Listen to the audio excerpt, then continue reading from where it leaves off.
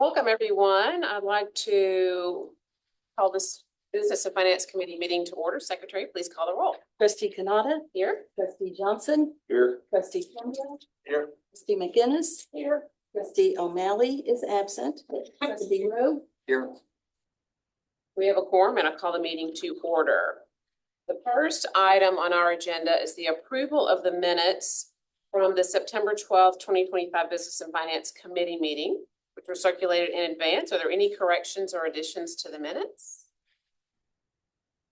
Hearing none, I move to approve the minutes as written. Second. All in favor say aye. All opposed say nay. The minutes are approved. The first agenda item today is the consideration of the October revised budget for fiscal year 25 and 26. Prior to asking for a motion, I recognize Sandra Hamilton, Associate Vice President for Budget and Finance, to provide further information. Good morning. Thank you, Trustee Kanata. Can everybody hear me? Speak a little louder. So as you are aware, a proposed budget was prepared in early May and submitted to you at the June Board of Trustees meeting. The proposed budget is a living document subject to changes based on enrollments and other factors. Revisions presented in the October revised budget address changes in the original revenue projections, associated expenses, and any other strategic shifts. The information that was provided to you prior to this meeting detailed the changes from proposed to the revised. You may have noticed a new format for the budget document based upon your feedback from the June meeting. The columns in that document represent the proposed budget previously approved, the carry forward for prior year obligations separate from that budget, and the adjusted base budget for fiscal year 26.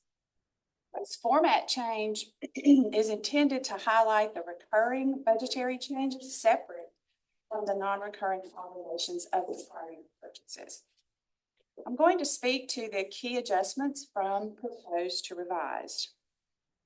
First of all, changes to revenue. We had funds from, of course, I just mentioned the funds from the prior year's carry forward, which are things that are ordered and obligated but not yet received by June 30th. And there are some other carry forwards, which include the Centers of Excellence, faculty startup fee funds, other designated fees, and indirect costs. We had an increase in tuition. University had an increase in enrollment, 7.15%. So tuition revenue was increased for that. The state appropriation, there was a slight decrease for the state of Tennessee insurance obligations and the legacy retirement rate change. Sales and services, athletics acquired additional revenue for game guarantees. Increase in enrollment resulted in an increase in the student athletic fee. And there was facility rental revenue projections that were adjusted upward. Changes for expenses. During the proposed budget process, salaries and benefits are increased across all functional areas based on average assumptions. The revision in the revised captures actual salaries and benefits for individual positions in each of the functional areas. The October revised reflects the budget being moved to individual positions. In addition to salary leveling across the functions, there were some additional adjustments in the revised budget for expenses. First of all, public service increased its revenue and expense for increases in community education offerings. Student services had an increase, which reflects an added allocation of recurring funding to support outreach and marketing efforts. Institutional support had increases for ADA compliance, travel, staffing, technology, and legal services. Scholarship awards were increased proportionately due to the higher enrollments. So the revised budget as presented reflects a commitment to prudent financial planning in line with governmental accounting standards. The financial resources presented in this budget aim to sustain and promote the success and growth for Austin Peay State University. Trustee Canada, this concludes my presentation for the October revised budget for fiscal year 25-26. Thank you. Do I hear a motion to approve the October revised budget for fiscal year 25 and 26? So moved. Is there a second? It's moved and seconded. Is there a discussion? Question. Are we still competitive when you compare Austin Peay to other LGIs in regards to faculty compensation and staff compensation? I think our plan, the recent study that we went through indicated that, yes, we were certainly competitive with the other schools. We kind of level it based on the size of the universities. Yeah, we just went through a 2-year benchmarking process for our salaries for our faculty and staff. And the results of that indicated that we needed to make a few adjustments here and there. But really, the main takeaway was that we were already paying competitive rates benchmarked against our peers. We were 96% at market, and the 4% that were not were increased. Great job. Good question, Carrie. Anybody else comment? One question, maybe not totally to this budget, but 6 months in, but as we look forward to the next couple of years, with the tremendous increase, positive increase in enrollment, is going to put pressure on the expenditure side, obviously, positive pressure. But what do you see as the biggest challenge on the revenue side, or any part of the budget, as we look forward into the next couple of years? That's a really good question. Obviously growth is wonderful, and it generates additional revenue, as you can see on those charts. You know, if you just take a look at the E&G side, and you know, we won't talk about auxiliaries at the moment. We'll get to that in a minute. But you can see that the two main revenue drivers are tuition and fees and state appropriations. And so anything else, you know, grants and contracts, sales and services of things and other sources, you know, that adds up to $10 million, which is not a small amount of money, but it also isn't one of those existential amounts of money either, right? So we'll boil it down to tuition and fees and state appropriations. So in my mind, the things that are most concerning to me is continuing to generate enrollment. I tell campus all the time that the bottom line is that enrollment is the bottom line, because you can see that it makes up the largest share of our revenue sources. So we do need to continue that. That means that we need to continue to stay ahead of our competition. That we need to make sure that we're positioned in the market advantageously, that we take advantage of our unique features so that we continue to grow the military affiliated population.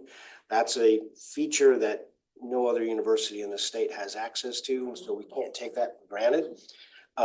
We also need to continue to penetrate the markets that we've been able to get into, Nashville, Chattanooga, Memphis, and now even Knoxville. And so we need to continue to expand our presence in those key areas. We're also the beneficiary of the growth in Montgomery County, you know, the fastest growing county, the fastest growing city in the state. So we'll take advantage of our own backyard and not take that for granted either. So we do need to continue smashing the gas pedal on enrollment. The other is state appropriations, and continuing to ensure that folks making decisions about the budget, particularly the state legislature, they understand that Austin Peay is a great investment, and we have to make sure that we remain a great investment. We have to make sure that we're doing things to drive value to our students, because that's where the rubber hits the road. And so you started to see some of that. You saw it out of Provost Cordova's comments about student success. You saw it in Dr. Clemens's comments about ensuring good career outcomes for our students. the career outcomes for our students, that's going to eventually, it's not yet, but it will eventually be built into the funding formula for the state of Tennessee. So that's why we're laying the groundwork now, so that we get ahead of the game. So those are the big picture things regarding revenue. Regarding expenses, we do need to continue to keep up with our growth. That's a fun problem. I love it. That means we need to continue making investments in new space. We've got projects that we are working with the State Building Commission on to build, additional residence hall space and additional apartment space that would in downtown that would be useful for our expanding workforce. And we need to be mindful of the other space needs that we have on campus as well. Classroom space and office space and meeting space and things like that, right? So you can have all of these wonderful students, but if you can't get any good work done, it's going to be pretty challenging. So those are good problems to have, but growth does cause some issues and makes us spend some money. But yeah, Thank you. Very helpful. Thank you.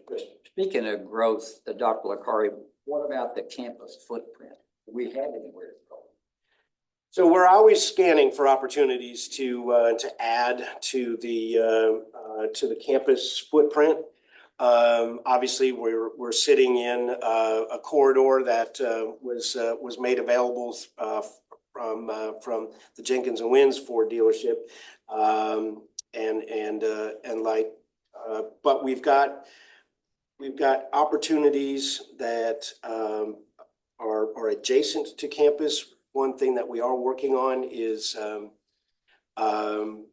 reclaiming the properties that the Centerstone operations sit on 8th Street. We're always scanning for other opportunities to add to the footprint because we're going to need it. We do have space in the parking lots in downtown, but as we continue to grow, we're either going to need to turn those into buildings or we're going to need them for parking.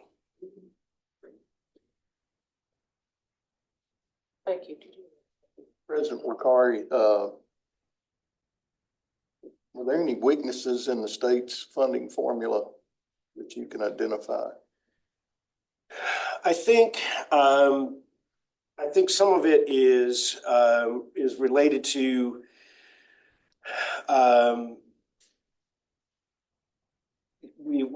the state made a good step forward in 2017 by breaking the LGIs now out from the system. But one challenge in the state funding formula is the collection of LGIs is lumped in with UT, and that makes it a little hard to win on some items. Simply because of their size, they can make massive investments in certain areas that the rest of us struggle to support. So that's one, and I think it's relatively opaque, that funding formula that's come up in some of the topics as well. So that as a mechanism that really drives strategic decisions on the campuses in the state, it might not be as effective a tool as it might be.